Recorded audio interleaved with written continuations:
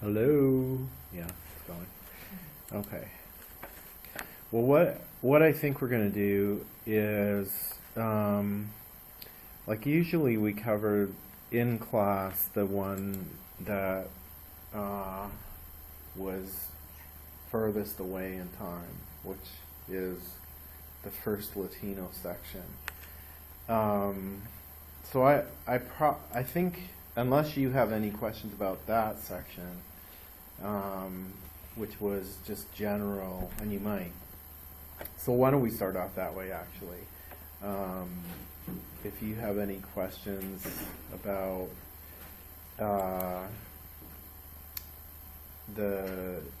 anything, but especially the first Latino section, let's deal with that now. So is there anything or any other thing that you are kind of wondering about?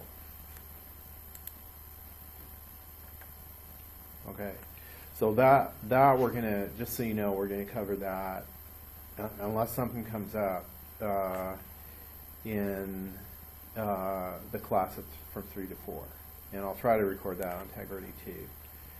But we'll start here with how the first Mexican-American families became American citizens, and that is what's said here is the case. Basically, people who lived in Texas, what's now Texas, and Arizona, California, New Mexico. That was Mexico at one point. All of that was, or a lot of that was Mexico. And then there was a war, and then there was a treaty where the U.S. border was expanded southward.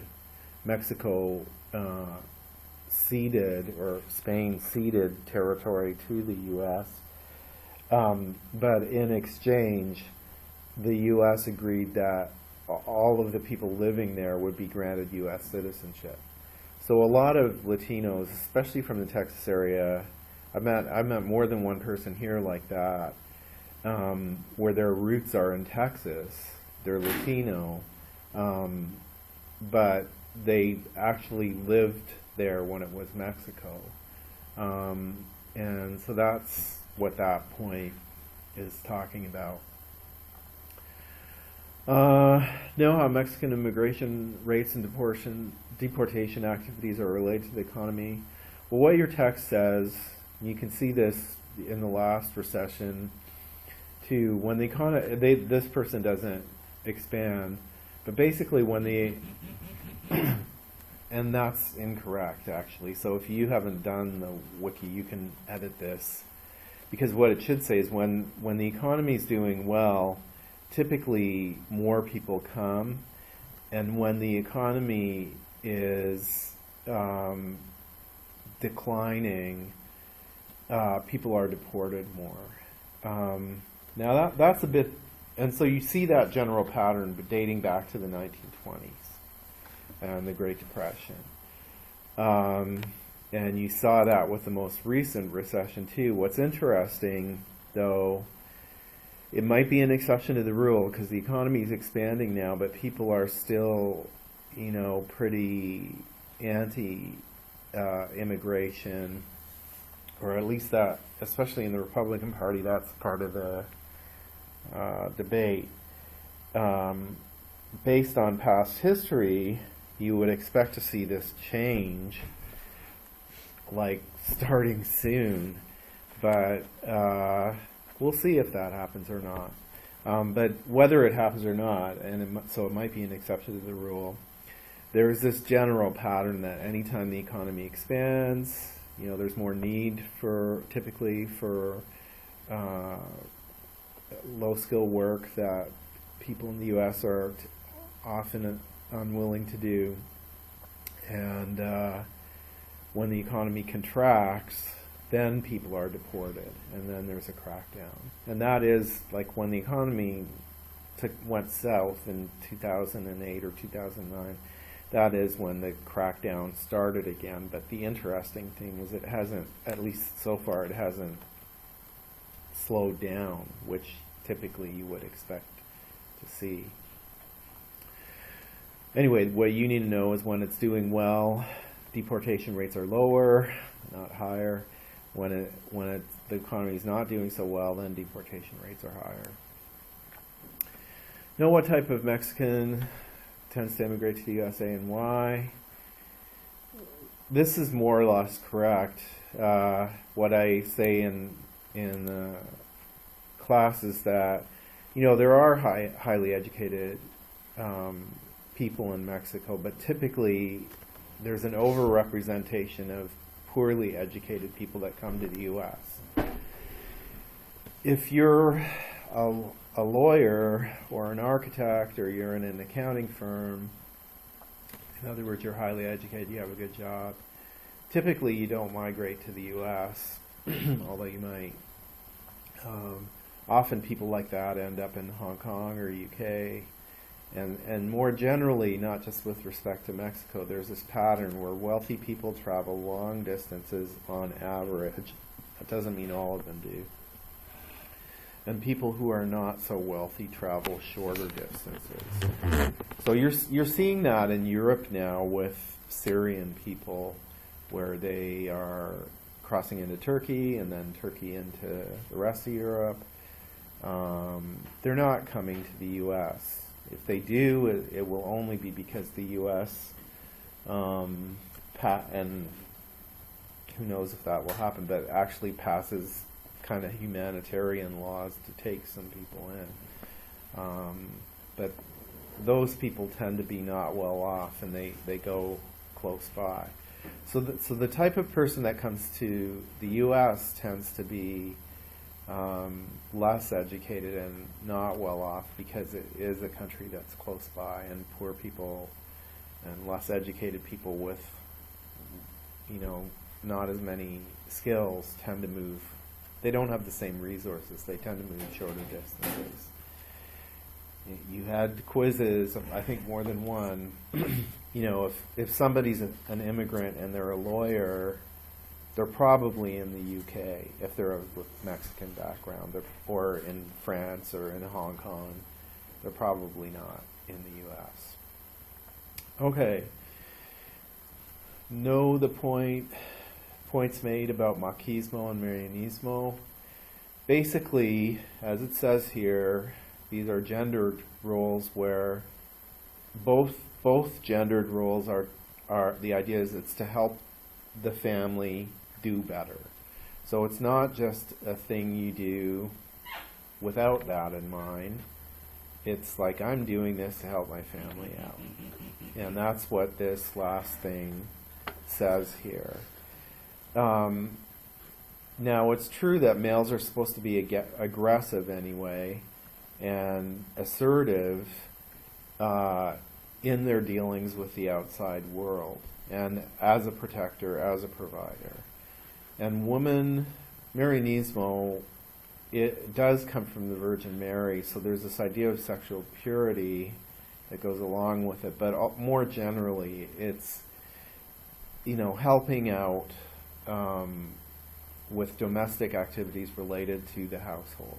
Okay, but what your text says is, a lot of times when people outside of or Latino culture, it's in your text, it's in the Mexican-American chapter. It says a lot of times when people outside of the culture look at machismo behavior, they think of it as a tough guy who's disconnected from the family. And sometimes that will happen.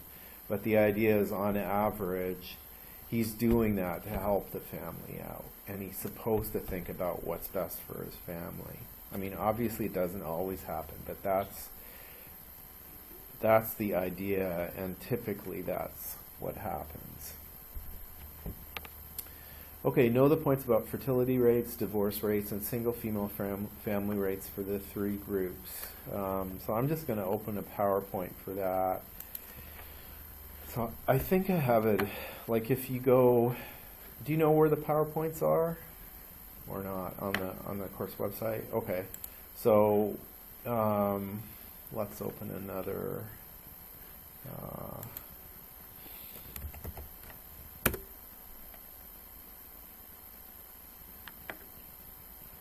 tab.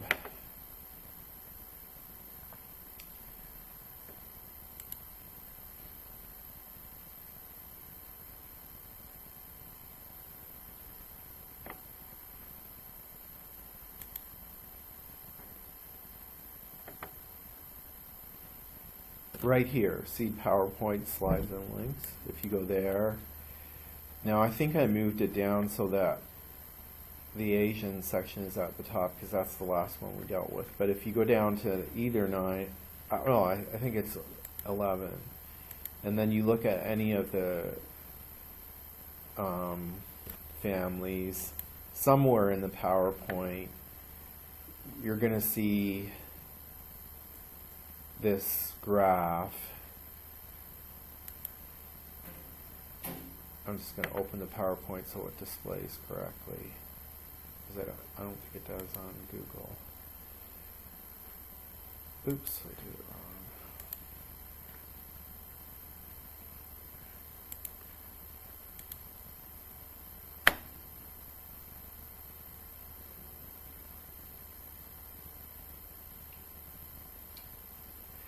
And I'm just going to walk you through the graph because you should get the graph, the basic points of the graph down.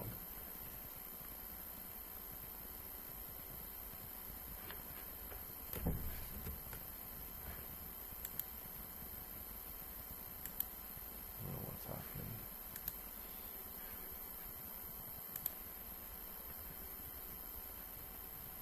We don't want that. Okay.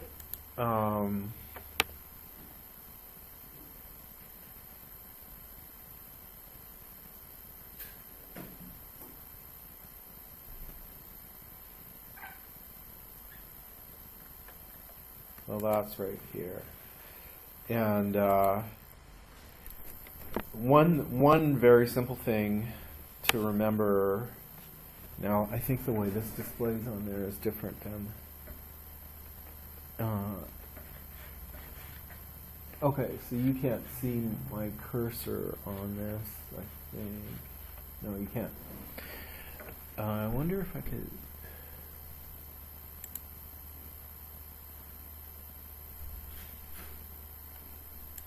Yeah. We'll see if this works. So the first thing to know is divorce rates. Hi, how are you? Good morning. Yeah. So you can see for Mexican people, the divorce rates are low. For Cubans and Puerto Ricans, it's high. You should remember that. You don't need to know the numbers. You need to know low and high.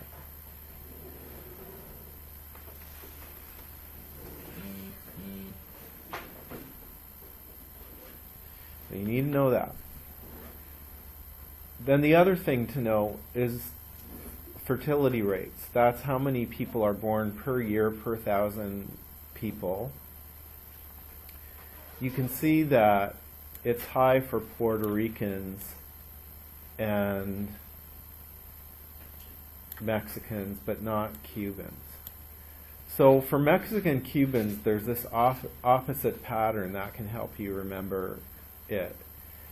Mexicans have low divorce rates but high fertility rates.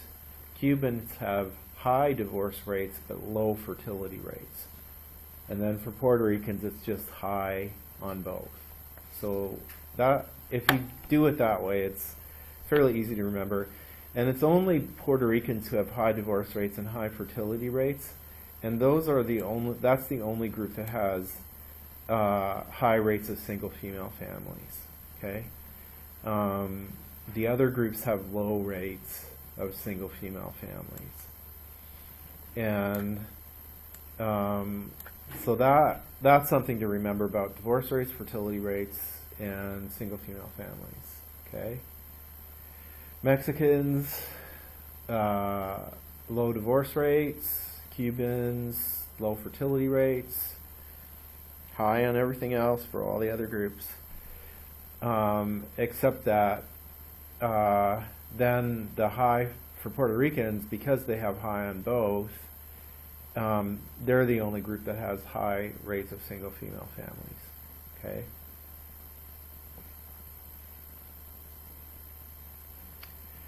Now the other thing that I'm going to say is there's high rates of extended families when we get to the Cuban section. More generally, all these rates, the extended family rates, are higher than what you see in the mainstream.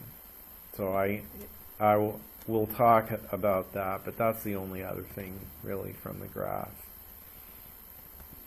It's mostly divorce and fertility rates. Now I need to get out of here.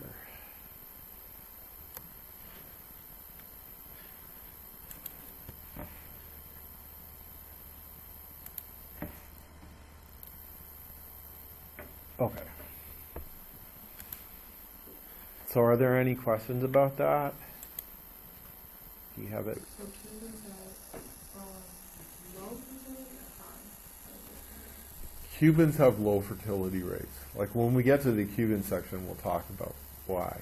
But one thing to remember, I mean, well, I'll repeat it, but one thing to remember is Cubans so happened, it's an exception to the rule. We'll talk about why when we get there, but that highly educated people and people with high incomes came over from Cuba. And typically people with higher levels of education don't have high birth rates. And so that's what you're seeing with Cubans. Okay. But we're in the Mexican section right now. Okay, and we're down here.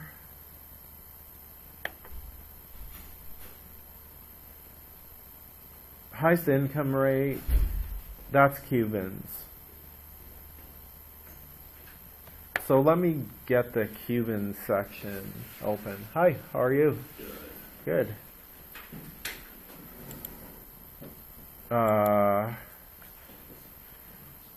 don't know if you remember me talking about why people from Cuba, does anybody remember that, had high levels of education and income? You'd think that, based on what I just was saying, since it's close by, that there would be an overrepresentation of poor people, but there's a reason that the opposite happened. Does anybody remember what that reason is?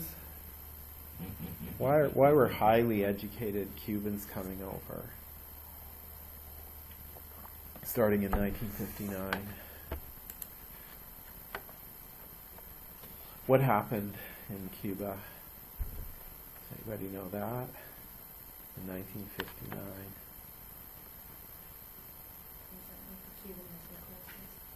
That was after 1959. I don't know when that was. I think that might have been 63. Cuban Revolution. Yeah, the revolution happened first. So, but I mean, you're on the right track. What happened in 1959 is Castro took over. And there had already been socialist or communist revolutions in Russia and China. And in both these places, this happened. In China, it was more recent and happened faster. Same thing happened in Cuba, but the first people who came, they left before it even happened because they were afraid it was going to happen. Now, I say Cuba actually was industrial and modern prior to the revolution, so that's important. And they had relatively egalitarian gender roles prior to the revolution. You don't need to know why, but I mean, just to spell this out, there was a law. It sounds quaint now, but at the time it was progressive. You know, woman could get employed without anywhere they wanted without their family's permission or their husband's permission if they were married. And they could get divorced if they wanted to. And at the time, that was, progressive. So that was already happening. But the thing that made highly educated people come to primarily Florida, which was close to Cuba physically, is that like this happened in China. I think in the 50s, there was a communist revolution, and the communists took over, the socialists took over, and people who had lots of money, including members of the royal family, were all their positions were taken away. They were made to clean latrines, things like this. So the idea is you're no better than anybody else, but they were kind of punished too with the work they were given. It was really brutal, or digging ditches, things like this. And so the people in Cuba thought, okay, we think this is going to happen here, so let's get out of here. So even before it was happening, they left. And the idea with going to Florida in that case is, let's just go close by and wait and see if Castro does last or not. And if he's overthrown, we'll go back to Cuba. That's why they didn't. That's why here you have a highly educated subset that's not moving a long distance away. The idea is, let's just go to the U.S. And wait and see what's going to happen. Well, the U.S. took those people in with open arms because for ideological reasons. There was a fight against communism, and actually gave these people aid, financial aid, and training to fit in with the culture in the U.S. So if you were a doctor in Cuba, this still happens. You have to get certified to be a doctor here in the U.S. Well, normally you're on your own as to taking the courses and taking the test, but these people were given financial aid and help in getting recertified. So anyway, this first wave got established and was helped by the U.S. to get established, and that's why. And then there's subsequent waves. The next three waves were also highly educated people, but they have the highest levels of income, Cubans do. And part of it is this reason. Another thing, and this is, like, again, high SES people don't have a lot of kids.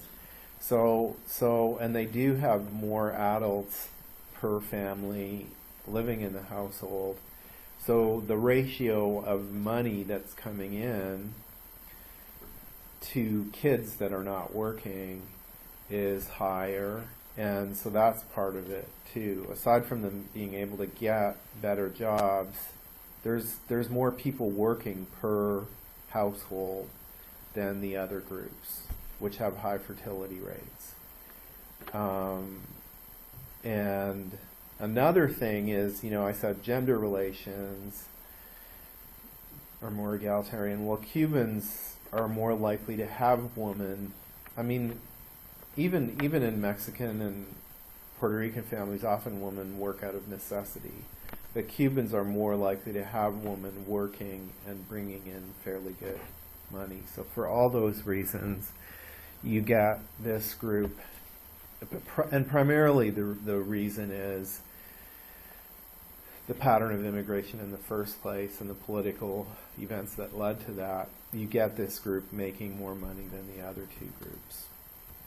Okay, so that's what we need to know. I'm having trouble getting back. For who makes the most income. The lowest income rate is Puerto Ricans.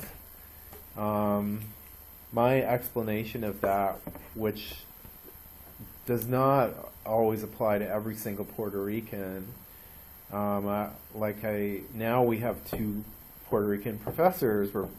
They're from Puerto Rico. That's their roots. I think one of them grew up in Michigan, but his family is from Puerto Rico, and then the other grew up in Puerto Rico and came over to the States and stayed here. But Puerto Rico is a place that is part of the U.S., so it's a territory of the U.S., and that means the people who live in it have U.S. citizenship. And, those who plan to stay in the U.S., typically they will work at making their way up the socioeconomic ladder, so they'll train to be a doctor or whatever. But there's lots of young people who come from Puerto Rico with the intention, anyway, of making quick money and then going back to Puerto Rico. If you're Cuban or Mexican, the idea is if I cross that border, I'm probably going to stay in the U.S. And so the idea is you plan to establish your roots here and make your way up the socioeconomic ladder. But for Puerto Ricans, it's a bit different because the mindset can be, and for a number of people it is, I'm just going to I don't have much skills, I'm a young kid, I'm going to go over, make some money, and then go back home. And so that's one explanation of why, and it's a situational explanation. It's nothing about values, but it's the fact that these people have citizenship and they don't have to worry about a border. They can come and go as they please. That can cause there to be a different mindset about, making money and getting educated and so on.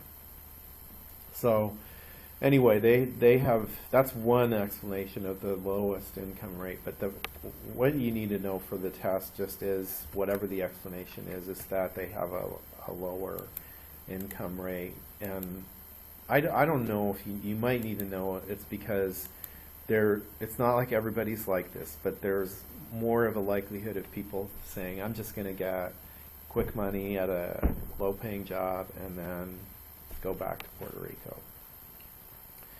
Make sure to have some familiarity with the points I made in the lecture about Harwood's research. Okay, so that's Puerto Rican.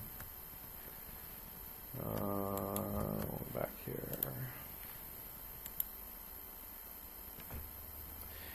And I don't know, like with Harwood's research, this presumably would apply to any Latino family. She just happened to have connections with Puerto Ricans in the Northeast. That's where she, where her university is and where she does research. And then, so what she did, because she had access to Puerto Ricans, is she did research with Puerto Ricans, here it is, where she looked at the goals mothers had with children and how they interacted. So again, I'm just going to go through it. Maybe. What do you see? You see that? I don't see anything like that. Oh, I know why. Okay, there we go.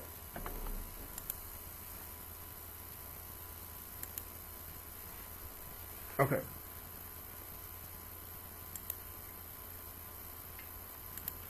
Okay. So, the first two are related. She asked mothers who were Puerto Rican and European American, what kinds of things do you want your children to have when they grow up? So this is socialization goals. Like, what do you want to encourage them? What qualities do you want to encourage them to have? And so the idea is you're going to do something about that as a parent. Puerto Rican mothers, when they're asked this, well, let's start with European American mothers. They often have self-maximization goals. And the idea is they'll say, European American mothers. Now, one thing I always say, and when I ask people this, what do you want your kids to have? Some things people have in common. Like, I want my kid to be honest. I want them to be, considerate of other people, things like that. There are some things people have in common. But she's emphasizing what she saw that was different. So, but we can't forget that people have a lot of things in common in what they want to see in kids. But this self-maximization she was seeing more in the European American mothers. And this was things like, I want my kid to have high self-esteem. I want them to be confident and know how to assert themselves. I want them to fulfill their own unique talents, be who they are, that kind of thing. So that's self-maximization. And it's a stereotype, right? Not every European American person thinks this, but we can probably think of people saying this in this culture, in European American culture. Proper demeanor is what Puerto Rican mothers would emphasize. And that is, my kid knows how to behave. When I ask them to do something, they do it right away. They're very respectful. They don't interrupt adults when adults are talking.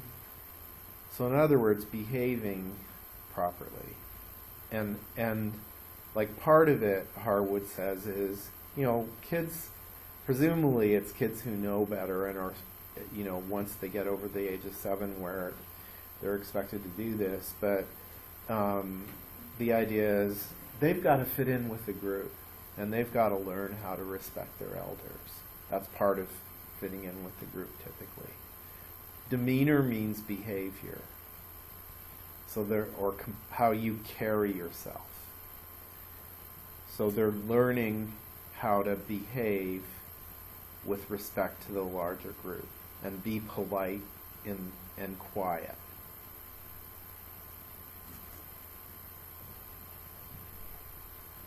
So are there any questions about that? Because that's kind of the organizing thing behind the rest of the stuff that I'm going to say. So that is self-maximization, proper demeanor are the socialization goals.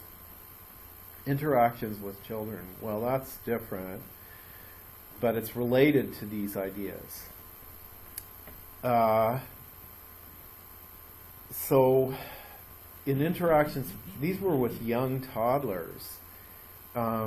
She observed them, both European American mothers and Puerto Rican mothers in the house, just doing stuff with the kids. She watched them get their kids dressed. I forget all, like feeding was another one. Playing was one. I think there were 6 different things where she watched them behave. And what she saw, basically, was that Puerto Rican mothers were more physically directive.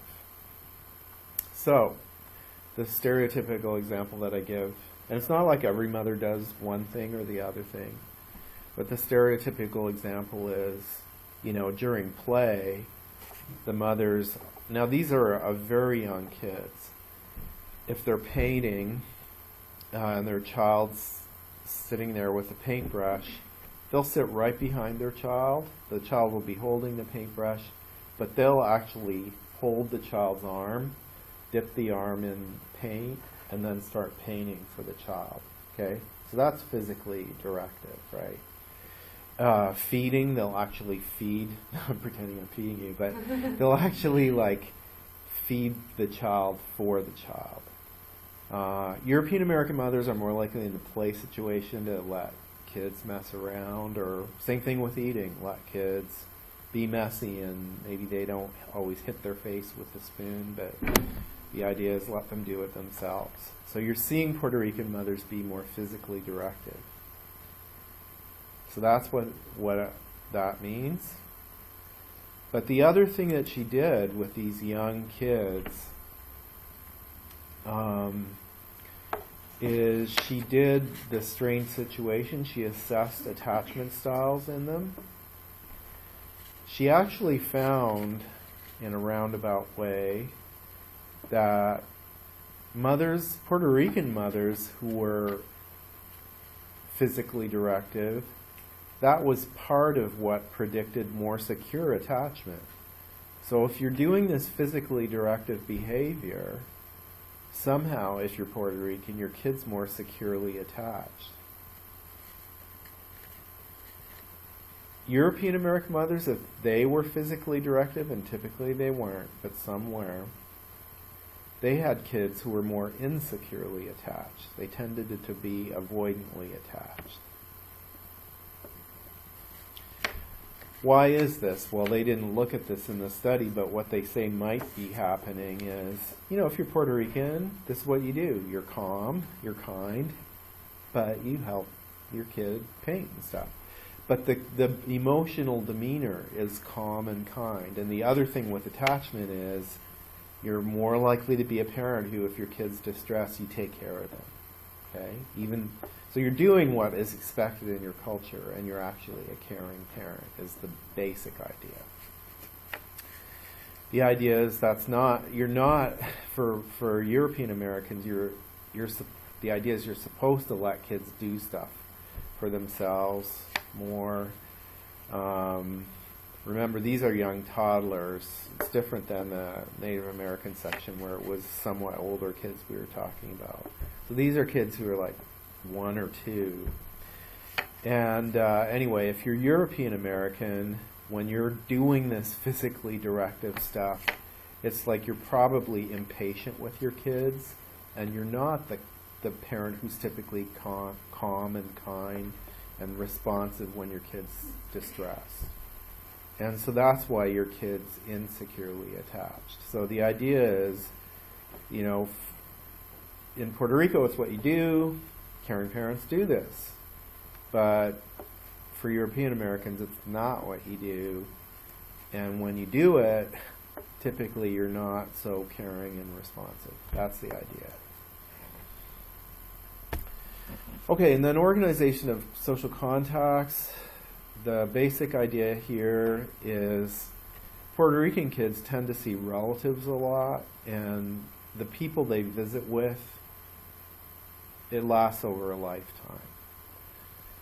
What she says about European Americans, and again, this conveys different values to kids, parents spend more time with their friends, so that's not duty, that's like you choose who you like. They spend more time with their friends who also have kids. But the contacts typically don't last over a lifetime. So they're looser or weaker is what is said. And the idea is, if I feel like being with these people, I will, but I don't have any deep commitment to them. So again, there's this different values so kind of conveyed to kids. One is I choose, for European Americans, I choose who I want to socialize with, and if I change my mind, I socialize with somebody else. Where Puerto Rican kids are getting this idea of duty to others, and especially to family. And then developmental milestones. So again, these are young infants. It's not like with Native Americans where kids can do things at earlier ages to help the family out. These are young infants. And what was asked is, at what age do you think kids should be able to drink from a cup or eat with a spoon? And at that time, I think it's something like 80%, I might be wrong on the stats, but it's clearly a majority of European American mothers who are, at 9 months, they're saying kids should be able to drink from a cup by themselves. And at 12 months, they're saying kids should be able to eat with a spoon by themselves. And I think it's less than 30% of Puerto Rican mothers agree with those statements. They at 9 months and 12 months, respectively. So the idea is an infant can't do this, and we're a group, or there's more of that sense, we work together. So when they don't know any better, I'm just going to help them out.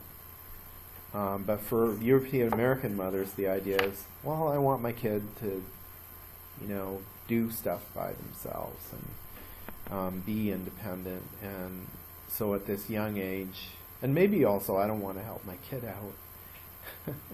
That might be part of it too, the individualist thing. I don't really need to help them out. But for whatever reason, there's more of this expectations that kids will do it at a younger age. So that's what you need to know for that section. So you might get a question, I don't know. This mother thinks that kids should be able to eat with a spoon at 12 months and drink from a cup at 9 months. What is she more likely to be? European American or Puerto Rican? And then one could be either. I don't know. One might be European American, one might be Puerto Rican, and I don't know what the other one would be. I'm just making this up. But you might get a question like that, or about any of the other ones. Another one that I didn't say with interactions with children is dressing, where, it might be in the test.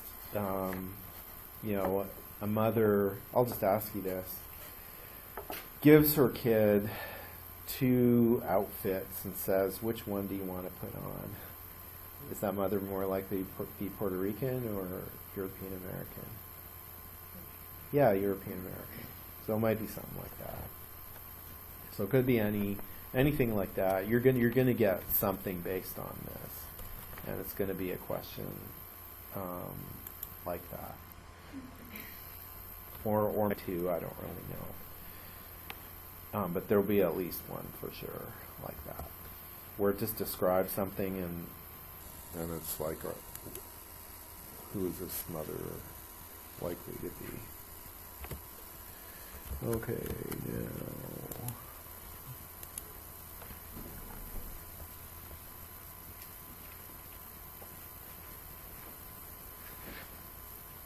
Okay, citizenship status tends to influence who comes. So I already said that when I explained the lowest income rate. People from Puerto Rico have citizenship status, and they're more likely than the other because of that, because they're U.S. citizens. They're more likely to think of their time on the main line. See you later. Sorry, I have a class. Yeah, no, I know. Yeah. Oh, you know what? I'm trying to record this, so you okay, could perfect. watch the Okay. rest of it online if you want. Okay, awesome. Thank you. Yep. See you later. Have a good class. And good luck on the test.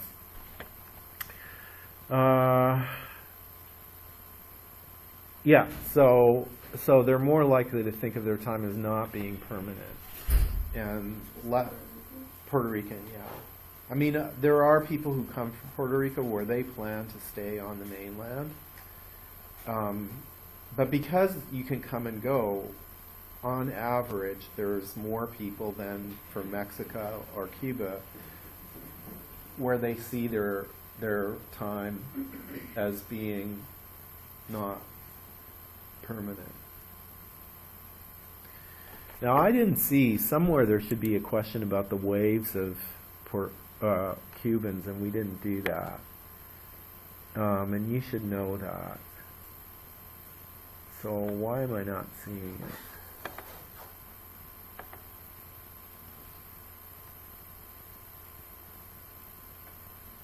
Here it is, right here. I just missed it. Okay. So I started to talk about that. The first wave came over before it was even clear what was going to happen. They came right at the time of the fighting. And they were high-income people who were afraid of what might happen, and they went to Florida just to kind of cover their bets or whatever, hedge their bets. The second wave were also highly educated people who waited and then saw that the first wave was right. So people were getting their possessions, highly educated and wealthy people were getting their possessions taken away from them, and they were given hard labor, jobs that didn't require much skills. So then they left. They left a bit later.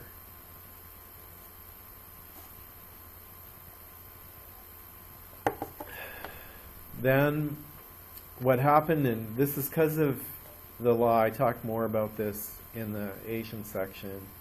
In 1965, there was a change in the immigration laws in the U.S. It came out of the civil rights movement. Remember, when we get there anyway, in the Asian section, I'll say, immigration from Asia was completely cut off in 1924. And there was, regardless of that, prior to 1965, some countries were favored, some were not. Like any Asian country was not. You couldn't come over, period, if you were from an Asian country. Anyway, in 1965, they changed the laws, and they had an equal number of people. There was a 20,000 quota for every country. But the other thing that was done when that law was changed was they said, over and above these 20,000 people, for humanitarian reasons, if anybody has family already in the U.S., they can come over for the humanitarian purpose of reuniting families. So there were a lot of Cubans who fell in that category, and Castro let them come over. So many of the first, these were highly educated people too. Why? Because the relatives that came over were highly educated and had, in the U.S., had good incomes because they were helped by the U.S. to fit in and given aid. So these people came over because of the change in the law in 1965. So what you should memorize first wave, and I got to say, like, different texts, like I've read 7 waves, 8 waves, so we're sticking with the simplest one. And the first wave is 1959. That's right when the fighting was happening. Second wave is 62. These people are like, oh yeah, the first wave was right, and they escaped on boats and rafts. Cuba's very close to Florida, and so it was possible to do that. Third wave was 1965, and the reason that happened is the change in the law in the U.S. as a result of the civil rights movement. Fourth wave is 1980. I don't have it written down here, but you should know that. I think you had a question on your quiz like that. Somebody came over in the 80s, and he was imprisoned. He was some kind of criminal. And that's who the fourth wave was. This was in the 80s. Prior to this time, the U.S. policy was anybody makes it over here, we automatically grant them residency status and help them fit in. But then what happened in the 80s is Castro said, okay, then I'm going to release people from prison and give them a raft, and they can go over to the U.S. So, and the first 3 waves of people, and this was happening after 1973, where reuniting families were still coming over, not in as great numbers. But the first 3 waves, they were highly educated and privileged. They didn't like the fourth wave coming over. They didn't want criminals integrating into their communities. Neither did the average American. And so Castro just said, I'll just release people from prison. When was it? 80s. It was 1980. So we took them out of prison, gave them a boat or a raft, and said, good luck. And so U.S. changed their policy as a result of that. Now if you're from Cuba, regardless of who you are, you're put in a holding center and you're processed. And if you're a criminal, you're returned to Cuba, or whatever, if you're deemed not worthy. I mean, now it's different because relations with Cuba are normalized.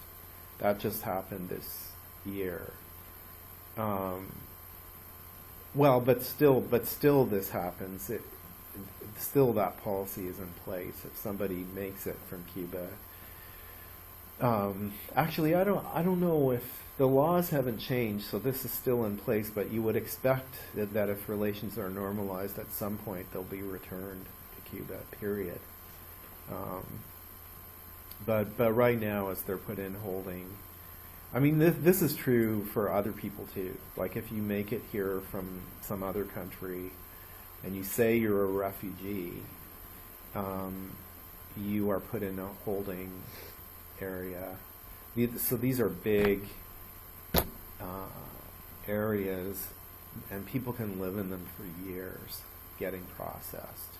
It's a long process. But anyway, what you need to know for this is the fourth wave is 1980, and these people tended to be criminals. I shouldn't say, they might have been innocently jailed in somewhere, but they were, so criminals is not the right word. They were people released from jails, typically. Some of them were in jail for political reasons. But they were also put on rafts. Okay, we talked about why people from Cuba have higher rates of income, so I'm not going to repeat that. And then, I shouldn't have closed that PowerPoint.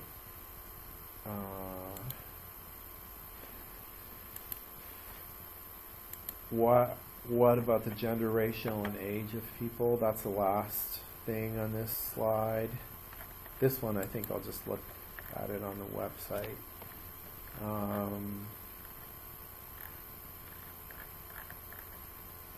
Basic point here is, even with the reunification stuff, Castro would not let that happen for men until they were 40. Because under 40, they were of military eligibility. So females were, if you had relatives in the U.S. and you're female, you could go over under 40, but males could not. And so you have higher ratios of females than males, Cubans, in the U.S. People on average are of older age. Part of that is because of this policy. The men are older. Some of it is also there's low fertility rates. So that means, in other words, people don't have as many children. So the average age is going to be high for that reason too. But females versus males, there's a lot more females than males, and that's because of Castro's policy. I can't remember what the study guide point was. Yeah, okay. So those are the situational factors that cause people to be older. Some of it is men can't come till they're 40, but also it's because people aren't having kids in large numbers. And that's why there's more females than males in the U.S.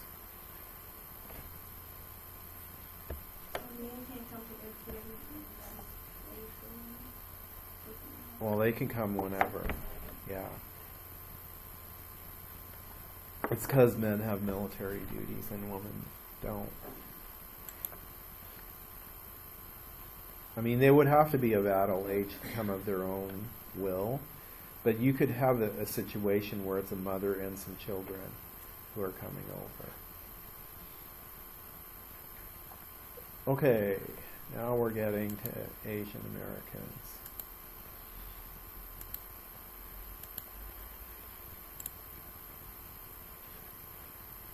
And the first thing I think I have there on the study guide is the Immigration Act. So we'll talk in a bit more detail about that.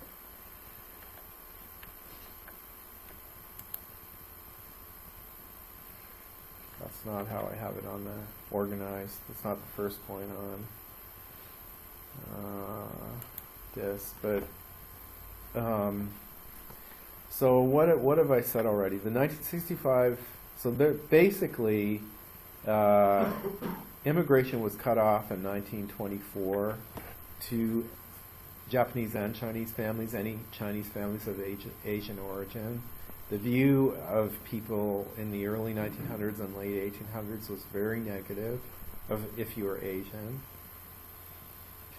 But that changed in 1965. At that point, there was this 20,000 quota. And what else do you need to know?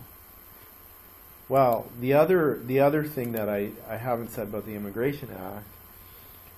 Now there are agricultural visas, B2 visas, where if a U.S. company needs people to work at agricultural jobs, and those are paid not per hour, they're paid by how much you pick.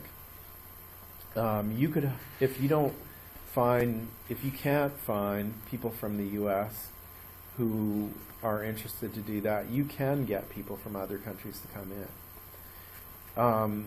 But the idea is, and what happens is, if you do it legally, you send a bus to Mexico. You don't send a plane to China, because it's cheaper to do that. So Chinese people now, typically they're coming over through the process where priority is given to highly educated people. Like they apply to come over.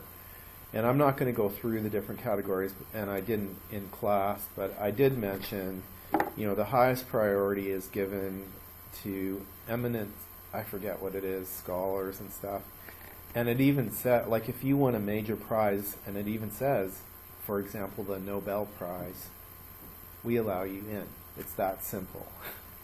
So if priority is given to, and it's a lot easier to come in if you're from far away, if you have high skills.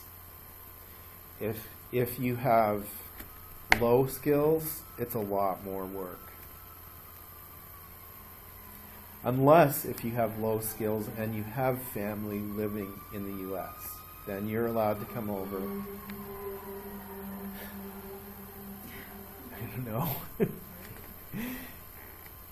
know.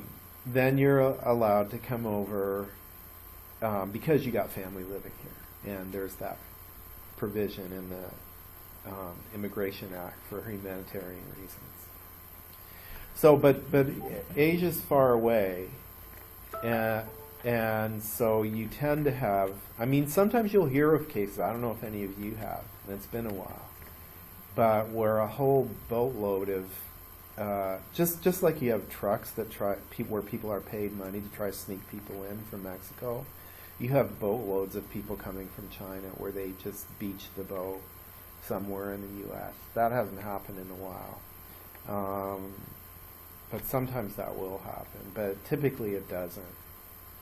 And so you've got an overrepresentation of highly educated people coming in because they have the resources to go through this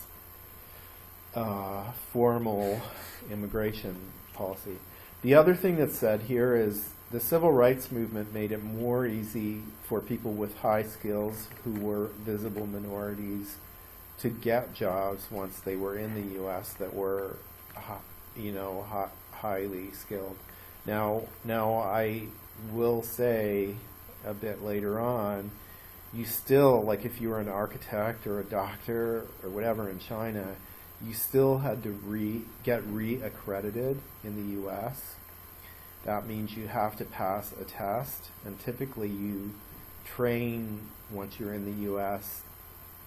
You study for a year or two before you take the test. So So that's part of it. But the idea is once you get, reaccredited, it's easier to get a job similar to what you had at home.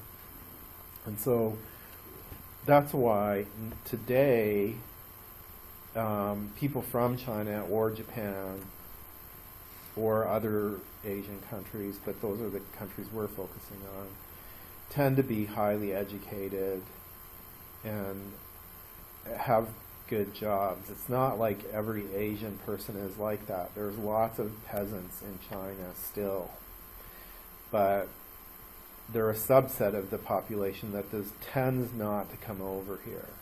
Chinese peasants immigrate now to countries that are close by, like Korea or Russia.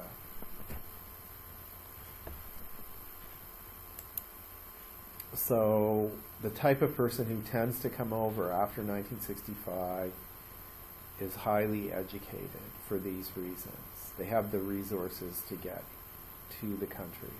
Now again, there are some people who are not highly educated. After 1965, they came over because of the family reunification part. How are they viewed around the late 1800s? Well, here's another exception to the rule. In the late 1800s, what you get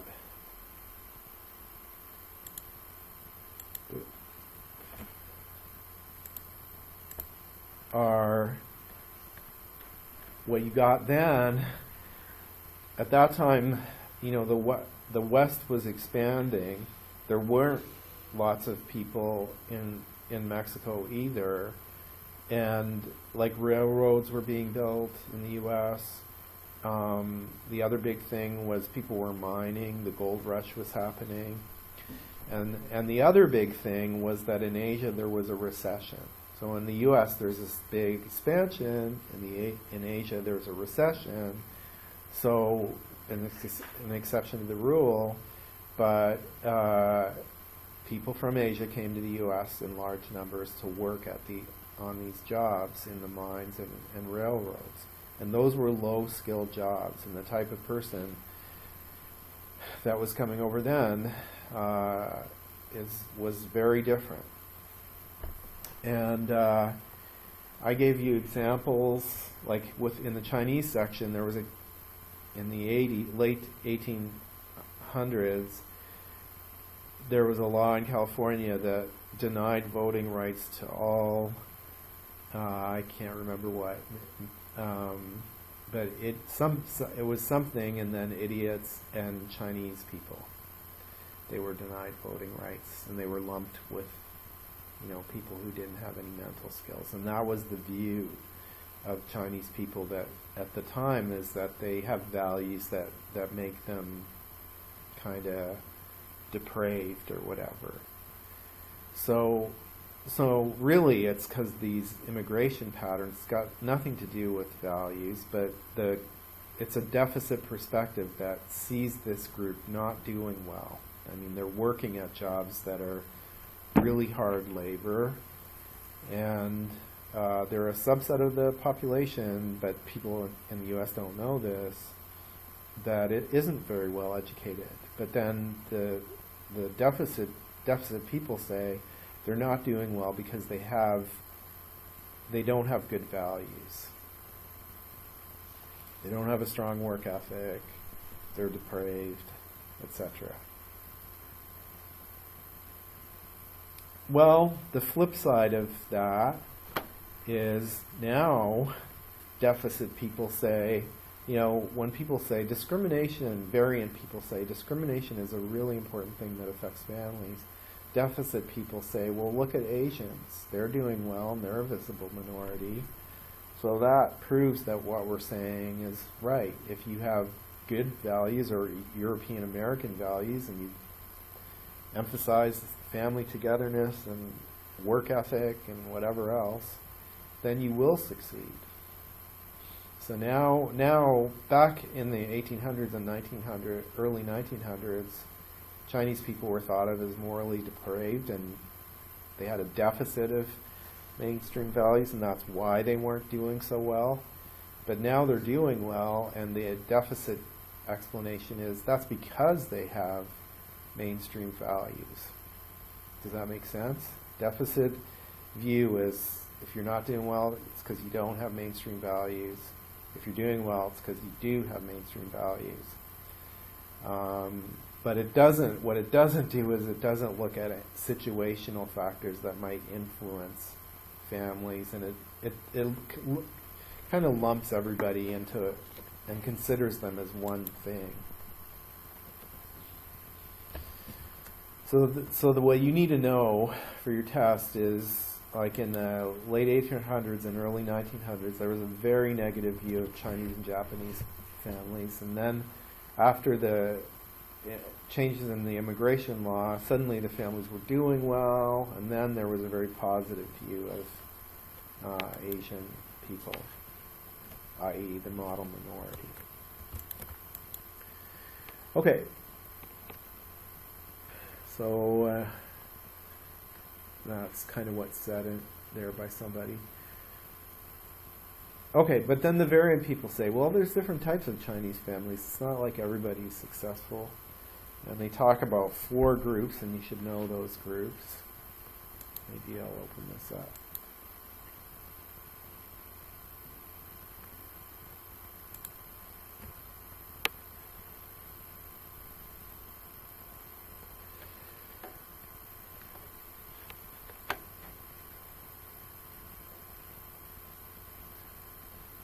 And the first group, that's the wrong slide, is what's called old immigrant families. And these are families that have their roots to pre-1924. So their roots go back to the 1800s and early 1900s. And now some of these families, pre-1924, the whole family was over, but the other thing that could happen is just the father would come over, and if you were a laborer, you were not allowed to bring families over, but merchants were, and some of the laborers, like people who worked on railroads or mines, became merchants. They had small businesses. Then they were allowed to bring family over, at least at a certain time, and the family was allowed to stay. Other times, what would happen is the father would be here, but the family would be back home, and he would be sending money to the family back home. But even after 1924,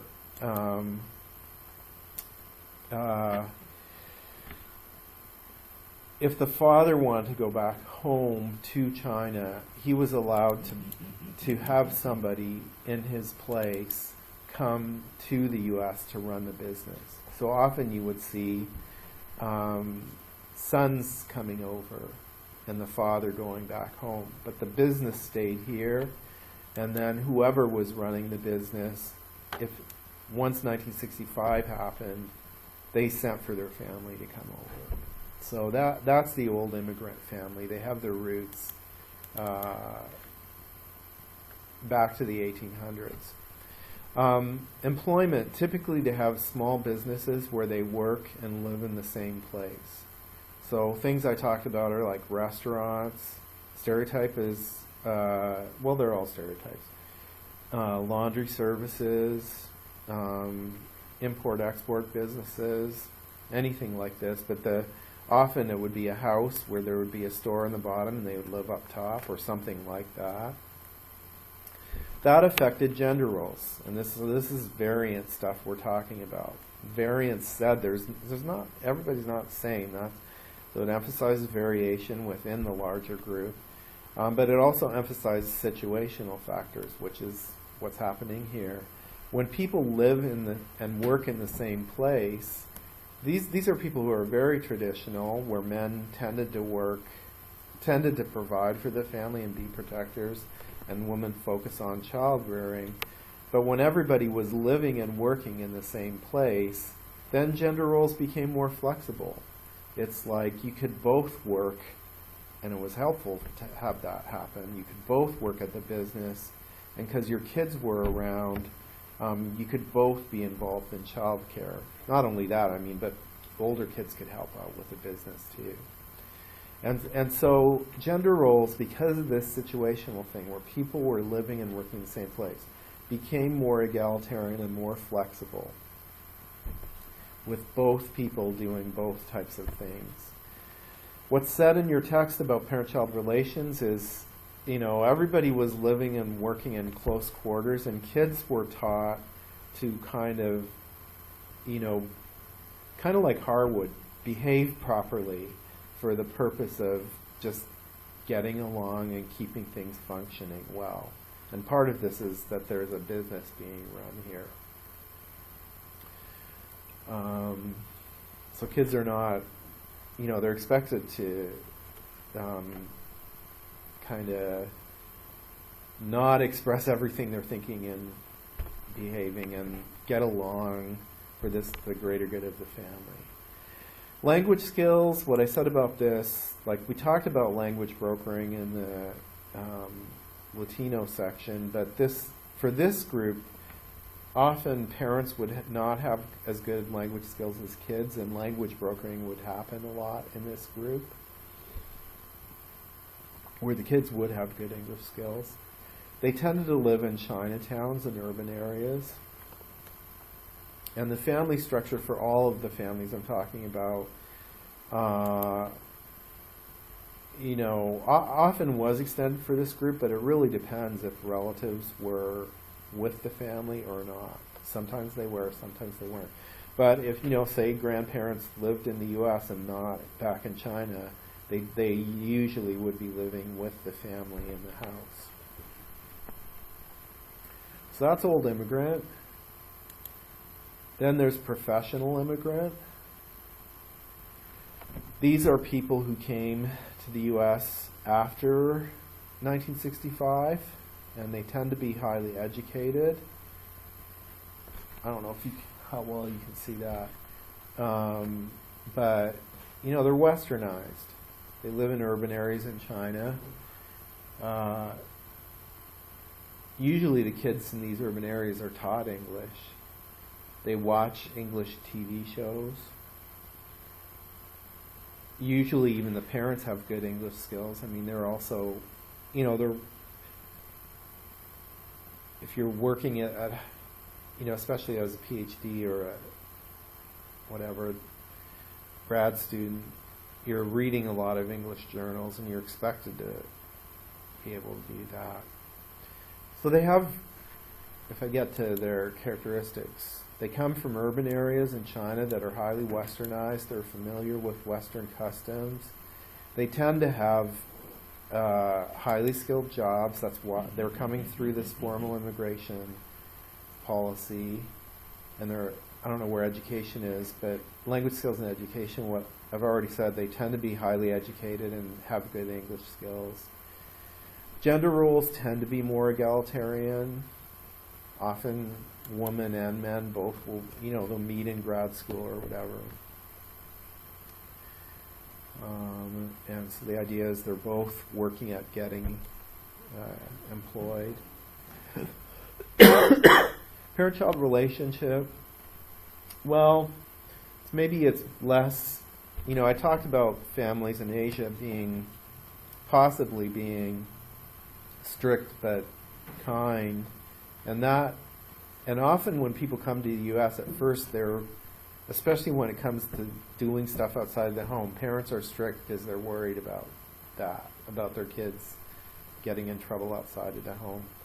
But compared to other Chinese people who are less highly educated, there's probably less strictness.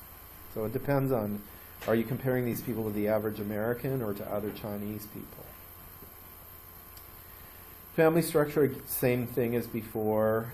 If the family has relatives in the area, often they'll be living together but it's very possible that it could just be the nuclear family that came over in the first place, and so it's a nuclear structure for that reason. Area of residence, the big thing about these guys that you should know is they live in the suburbs, but they socialize with other Chinese people. So often they're in urban areas, but like what I tell people in this, when I say this is, you know, in St. Louis and Kansas City, there's schools that are Chinese speaking, like elementary schools. And the type of person who sends their kid there is this type. They want their kid to kind of meet other Chinese kids. Often they're involved in Chinese community centers, and they're socializing with other Chinese people. Like you, I don't know if you could imagine, say you go and you live in Korea or China or wherever, you're probably going to want to meet other Americans just because you have something in common, and you know, often it's a good social support system. So that's what's happening for these people. And you usually want to retain the values of your culture of origin. So this is a way of doing that. Okay, any questions about this group? Okay, and then the next group is American-born Chinese families. Now these can be people who are descendants of old immigrants or professional, like these professional immigrant families, but now it's the kids of whoever. The children grew up they were born in the U.S. and they grew up in the U.S. They marry other Chinese families, although here you see somebody who's not, so that can happen. You know, partner might not be Chinese. And they have most of the qualities of professional immigrant families. So I'm not going to go through the list. But I mean, you know, again, they're highly educated, good language skills, and so on. The things that are different about them is they have more Western spending habits, and I should say leisure. I mean, it's related. They spend more money on leisure activities like going to movies or whatever. It is like my sisters came here. They're from Canada, not China. But you know, what did they do that's Western? Well, they took my kids. Shopping is one thing they did, you know, or Tiger Bounce, like stuff like that. I take my kids to Six Flags. I mean, just stuff like this. So there's more of that going on. But, and probably even more important is the kids are socializing not with other Chinese kids like it is for professional immigrant, but with kids in their area. And typically their parents are not as concerned with preserving the cultural heritage. So you know, often these kids don't have a great knowledge of their cultural background. But, you know, they're a visible minority. And often what you see is once kids, like there's this thing, I'm not teaching it in this class, but you may know that from other classes that when you are a teenager, often you start thinking about your own identity. And once these kids are in, so that happens with these kids. And once they're in university, they may take Chinese language courses or history courses. We kind of talked about that in the Native American section, like, I don't know if you remember it, but assimilated kids tend to become more bicultural over time. So, and the opposite is also true, but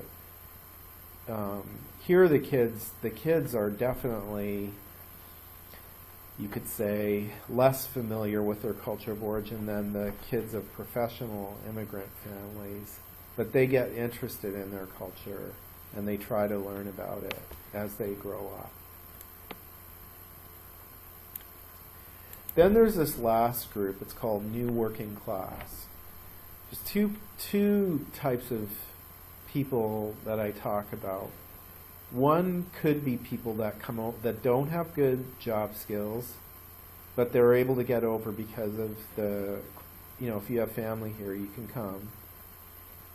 So that's one group. The other is they actually are highly educated and they qualify to come over, but they have to get recertified. And like I saw people like this in Canada, same deal in Canada. And I've seen documentaries with people in the States, not from China. There was this guy from somewhere in Africa. He was a doctor. But they have kids. They come over here with young kids. Well, you got to provide for them. So you can't be a doctor. You have to get recertified. So what happens? You work as a janitor or something, and you can't study for your test. It's hard to. I mean, these people do try to study and do this menial labor, but the other thing is menial labor doesn't pay much, so you got to work all the time. And some people get just stuck in this situation where they can't pass the test, basically, because they're having to struggle to make ends meet. And so even though they're highly educated, they're just working at low-paying jobs. Sometimes they're never highly educated to begin with, and it's the family reunification. And the other thing is you can be highly educated but not have such good language skills, and that can mess up your recertification, your chances for recertification. So, what I just said is the origins and migration patterns, and the employment is typically you're working at a low-paying job. Sometimes people are working at jobs if they're the family reunification people, they're working at jobs, they're living separate from other family, so that's family structure, but they're working together on some job like a restaurant. Again, it's low paying. They might be a waiter or a janitor in these, or it could be some other business. But the idea is that's low paying. People tend to live in urban areas, typically in places where there's lots of other Chinese people. Typically the language skills are not great, although they can be for some of them. But, so some of the people who come in on the basis of education have good English language skills, but some don't. Some people who come in on the basis of education don't have good language skills, and moreover, the people who come over because of the family reunification, they tend not to have good language skills. So, what happens? Parents are out of the home a lot. They're never around their kids. Often the parents don't have good language skills. Sometimes they do, but often they don't. And the kids don't practice Chinese very much. They're around an English subculture where their parents just don't have time to get them involved in Chinese culture. And so, because the parents are outside of the home a lot, and because they're proficient at different languages, often people report low levels of family togetherness. In other words, kids feel distant from their parents and parents feel distant from their kids. And that often will result in higher rates of delinquency. So this subgroup actually has high rates of delinquency. And the idea is parents are just never around. And when that happens, you get this situation. And one thing that variant people say is, you deficit people, if you're right, these people have the same values as any other Chinese group, but they're in a way different situation. And this supports our argument that the situation is important in family functioning. But we'll get to that in the next study guide point. What you need to know here is it's a subgroup where kids are not doing well.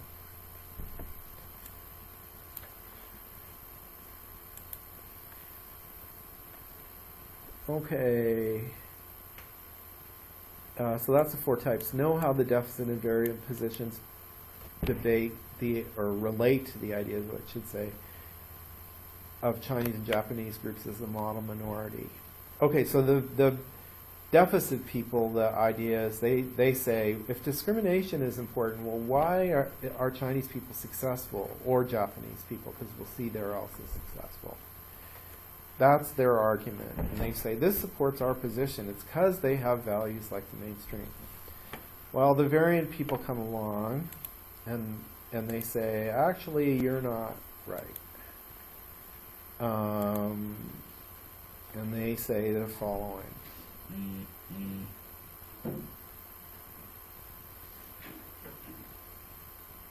So this is saying deficit people say they have mainstream values,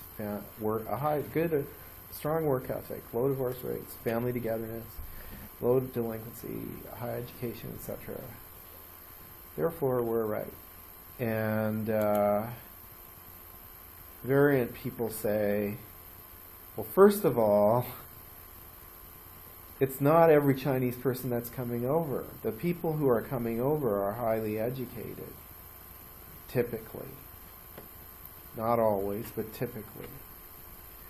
And so it's true that the average Chinese person has higher education and income than the average American. But the variant people would say that's because we're accepting only highly educated people in, or not only, but on average that's what happens.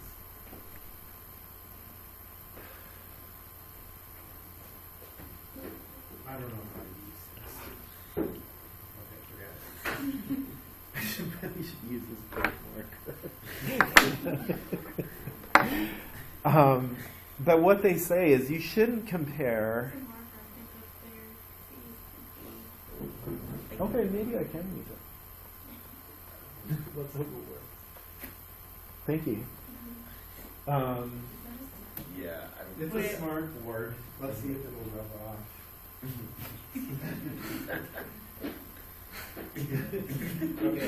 Okay,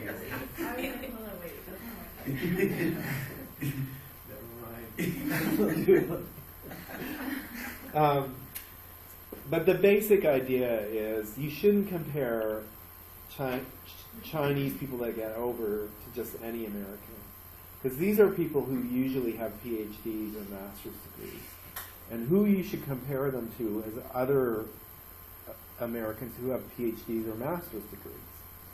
And when you do that, you find out, that compared to Europeans who have PhDs and master's degrees, Chinese people are making less money and they're not getting promoted as highly in companies as European Americans are. So that's a big deal. You have to consider, okay, this is a subset of people coming over who are highly educated. And when you compare them to similarly highly educated European Americans, they're actually doing worse. Now, it doesn't prove discrimination, but it's not like they're succeeding because of their values. They're doing worse if you compare them to the proper group. And moreover, it's certainly not. It's not consistent with the idea, the cultural deficit idea, that discrimination is not important. Could be. You don't really know what's going on here, but they're certainly not doing better.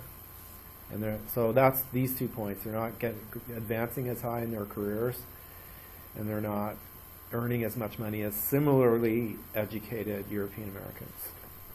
Divorce rate is low, but if you think of it, if you're traveling a far way, you're probably going to be an intact family. Moreover, people who are highly educated typically don't get divorced at high rates. That's a fact in the U.S. too. So, and there's this policy of reuniting families in the U.S. So all of this means there's people who are divorced in China now. Divorce rates in China, I don't think are particularly high. In some countries they are, like Korea. They're really high, higher than the U.S. So it varies from Asian country to Asian country. But the more general point is, in the U.S., whether you're from Korea or China or whatever, you're probably going to be intact because you're coming as a family. People who make the decision to come as a family are going to be intact, and you're highly educated. You're less likely to have the difficulties that people with lower levels of education have. Then the other thing is, it's true there's low rates of delinquency for Chinese people, but we saw that there's one group where there's high rates, right? And so if it's just values that's explaining delinquency, they should have low rates too. But it turns out when they're in this situation that they can't control, that's not so good, then there's problems that are happening. So this is an argument that says it's not just values, it is situations people are in that affect their well-being. And so your idea that, look, these people have the values that make them succeed, just, isn't really, it's ignoring a lot of facts that are more subtle that you can look at that suggest that people's situations really are important to think about, and that the success that families have or don't have, maybe values part of it, I don't know, but a lot of it is what situation are they in, and that's a variant viewpoint that emphasizes that. Okay. So that's how the variant people respond. So can I just Yeah. summarize everything? So far as education and career, they're not advancing higher. If you compare them, the important point, if you compare them to the average American, they're doing better in terms of education and income. But what I'm saying is, the policies are such that it's only the highly educated, or not only, but the large number of people who are coming in from China are coming in with high degrees and good job skills. And so the comparison group should be similarly educated people in the U.S. And when you make that comparison and you take into account, is this person from China with a PhD doing as well as this person who was born in America and has a PhD? The person from China isn't doing better. They're doing worse. They're doing better than the average American, but they're not doing better than similarly educated Americans. Now, did you want to summarize more than that, though? No. So that's the big thing that you were wondering about? Yeah. Can you read the last point of the person from China with PhD? They're doing worse than the comparison for the study was European American with a PhD. So here I have this graph that is not intuitive or obvious at all, and plus very tiny. This says levels of education, right? What I'm saying here is in China there are people that vary in terms of how educated they are. Some are not, and so how wide this is the number of people with very little levels of education, very high levels of education. This is schematic. It's not like this. But what I'm saying is this is the group of people that's coming over from China. So you shouldn't compare this group to, it's okay to compare this group in China to this group in the USA, but you shouldn't compare this subgroup of Chinese people to all Americans. You should compare them to people who are similarly educated in the U.S. And when you do that, then they're actually making less money, and they're not getting promoted in jobs as highly as European Americans. Does that make sense? Yeah. Good. Yep. Thanks for asking that. Okay.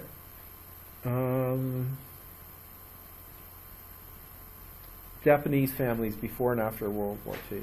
Well, the big deal here for Japanese families, like in terms of thinking about them, you know, with Cuba we talk about different waves, and we talked, you know, with Chinese families it's kind of like 1924, then 1965, and so on.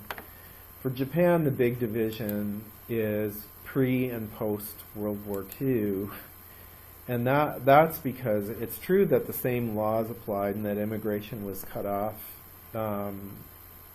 from Japan to the U.S. in 1924, but the reason World War II was the division is because of Pearl Harbor and the fact that after during World War II, people were put on internment camps. Okay, and so stuff happened to them that didn't happen to Chinese people who were here pre-1924. Anyway, there were these four generations: Issei, Nisei, Sansei, and Yonsei, first, second, third, and fourth. Issei refers to people who were here as adults prior to World War II. Nisei is their kids, people that age. Sansei is their grandkids who are, you know, born in the 80s or 90s. And then Yonsei. And it goes in alphabetical order, and you don't have to remember it anyway. The first three are INS, which is Immigration and Naturalization Services. I don't know if you want to remember them, but I don't think you have to. But the same thing happened, you know, in the 1800s and 1900s. It's like they have different values than us, and we need to stay away from them. But then post 1965, it's kind of like, man, these guys, they have values that are a lot similar to us. So it's the same deal as China. But the history is divided into pre and post World War II. What you need to know about pre-World War II is typically then it was like it was in Japan, where the father worked outside of the home and brought money in, and the mother's job was to work inside of the home. She managed the money. She gave the dad an allowance. But she managed the home more generally. That was her job. Laws passed, I used to talk about, like, it was a series of laws from the late 1800s to 1924, where it just got worse and worse for them until immigration was cut off totally. But you don't really need to know anything. So I just talked about the fathers and mothers rule. Employment. Oh, what I meant there actually is men were often working at these small businesses. If there were families here, they were merchants. Now, pre-World War II, there were also laborers, and also there were large groups from Japan pre-World War II who were students and tourists. So, but of the working people, the majority were merchants. This I just mean, and I don't think you need to know this for the test, but the idea is kids are supposed to do what they're supposed to do because it's your duty to behave in a certain way. And so there's this, what I said there is, European Americans, it's like, you should do what your mom wants you to do because you love her. Where in Japan, it's because you're supposed to. You have to. Anyway, then Pearl Harbor happened, and people were put on internment camps in the desert, typically in California and Nevada, sometimes in the Midwest. People were living and working in the same place, so gender roles became just like we talked about for when that happened with old immigrant Chinese families. It's happening here too. You get more flexible gender roles. People can take care of their kids and work at whatever it is they're working on in the camp. Arranged marriages were very common for kids pre-World War II, typically to other Japanese kids. Well, they started hooking up on these camps. They could meet other kids. And so a lot of them had the attitude, I don't want you to pick my person, I like this person. And that's a situational factor that influences what was normative. The other thing about the Nisei is they grew up typically on these internment camps with their parents. So what I didn't say is all Japanese, they were thought of as potential war participants, like who helped the Japanese. That's why they were put on internment camps.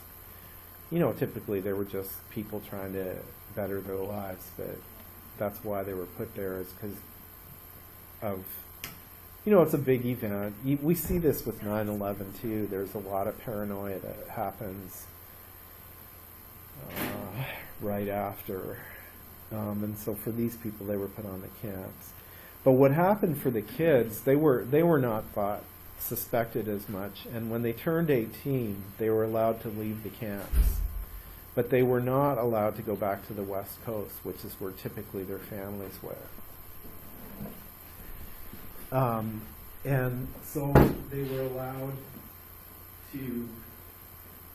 Hey, good. How are you? Good. They were allowed to go to the Midwest, and so they would go to places like Wisconsin or Chicago or whatever and find work there.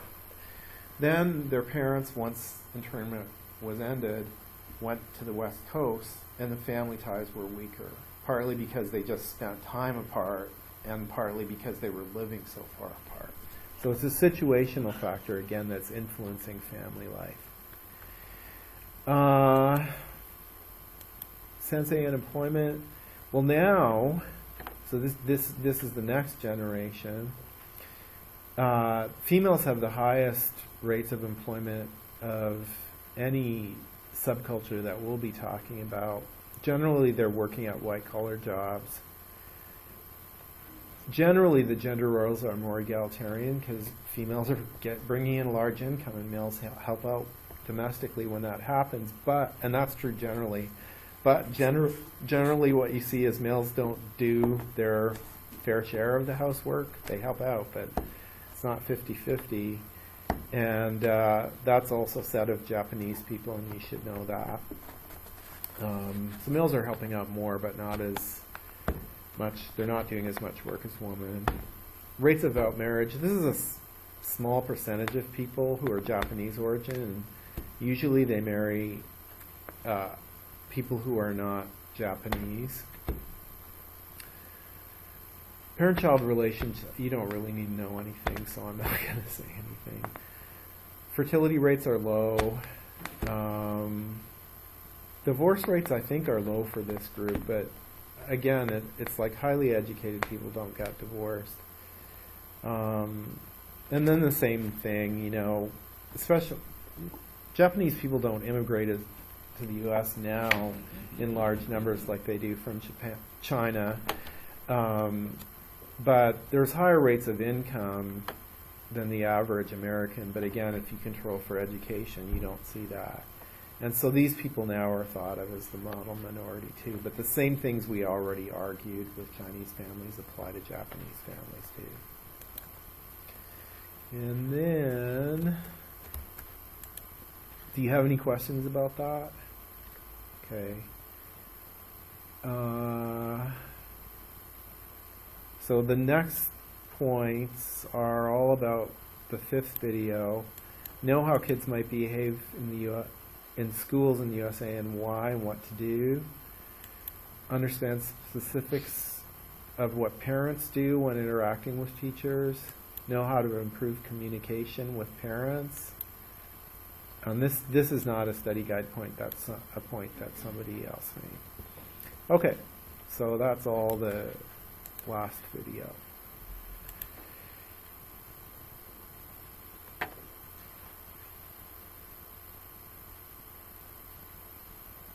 Okay. Can you repeat the parent and child relations for the contemporary parent? I said you don't have to know anything, so don't worry about it. So the stereotype is what it says there. You know, people are high achieving and quiet. And she talks about why that is. We've already talked about collectivist cultures in general.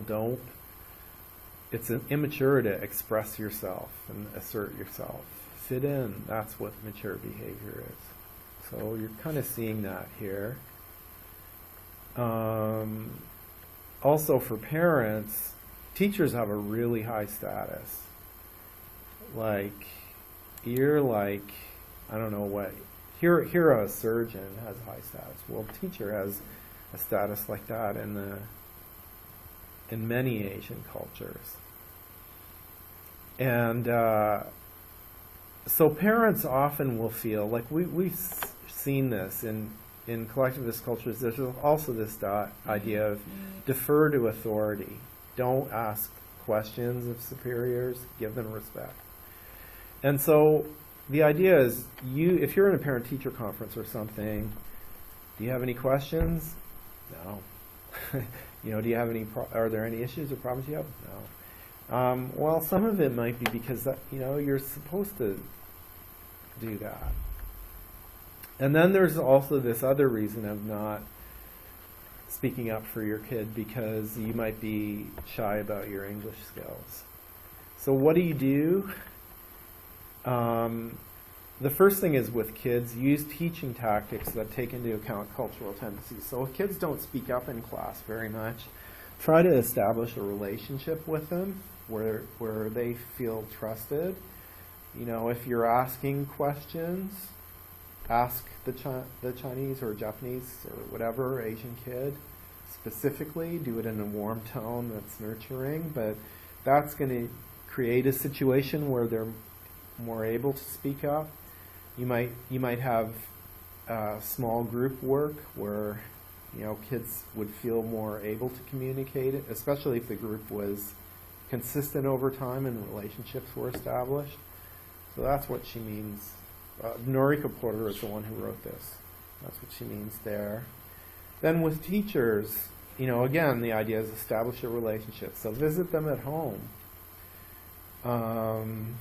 And another thing is try to use their first or last name, because even what Noriko says is even if you mess up, it's really appreciated. And the idea is that it seems like you're interested in the relationship, and that's really important for people of Asian backgrounds. But then the other thing she said came out of her own experience, where for one of her kids, the teacher sent a notebook home every day about what happened with her child.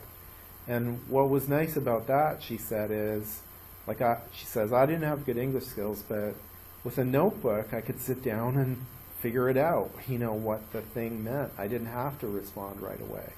And also, when I was trying to respond, I could take my time and make sure that, my response was grammatically correct.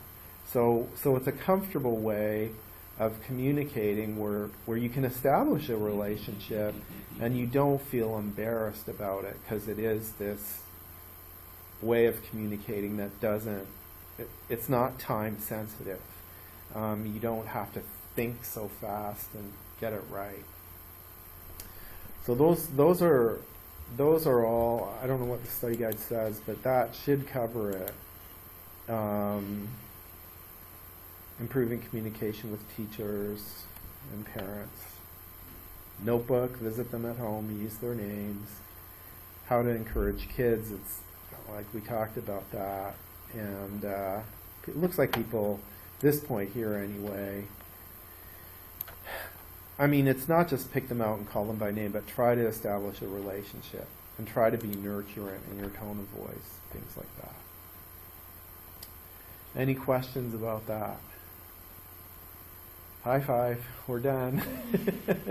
If you have any questions, you can email me, or, you have another minute or two to ask me for the benefit of whoever is watching this on Tegrity, if anybody is.